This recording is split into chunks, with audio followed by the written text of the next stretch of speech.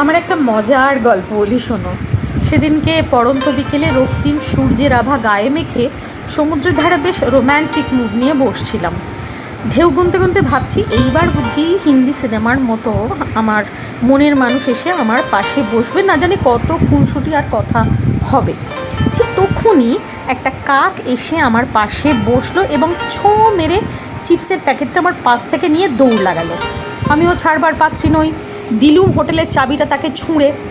ততক্ষণে কাকটি একদম take off করে গেছে, কিন্তু চাবিটা সমুদ্রের জলে ঝপাত করে পড়লো। আমিও স্কাই ডাইভিংয়ের মতো ঝাঁপ মারলাম সমুদ্রের পাড়ে।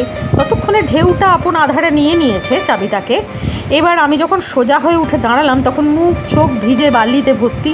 আমি পুরো রসগোল্লার রসের মতো চান করে গেছি।